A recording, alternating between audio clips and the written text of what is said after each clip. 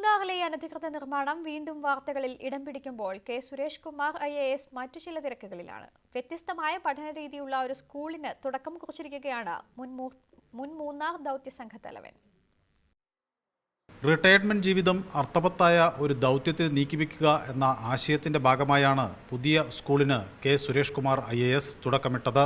വിദ്യാഭ്യാസ രംഗത്ത് മികച്ച സംഭാവനകൾ നൽകിയ UR അനന്തമൂർത്തിയുടെ പേരിലാണ് അക്കാദമി.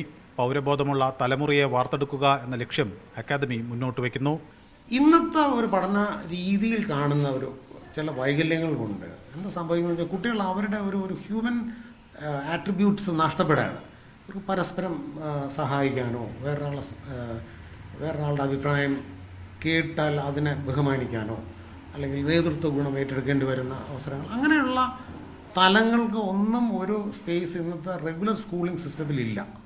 ഞങ്ങൾ ഓവർട്ടായിട്ട് അതിനും പ്രത്യേക ഒരു ഊന്നൽ കൊടുക്കുന്ന ഒരു സ്ഥാപനമാണ്. വിദ്യാഭ്യാസ വകുപ്പിൽ സേവനമനുഷ്ഠിച്ചപ്പോൾ ഉണ്ടായ അനുഭവമാണ് പുതിയ പദ്ധതിക്ക് പ്രചോദനമായത്. എനിക്ക് വേൾഡ് ബാങ്ക് പ്രോജക്റ്റിൻ്റെ ഭാഗമായിട്ട് US ഒരു 8 മാസത്തോളം സ്കൂൾ വിദ്യാഭ്യാസത്തിനെ കുറിച്ചൊരു പരിശീലനത്തിന് പോകാൻ അവസരം കിട്ടി.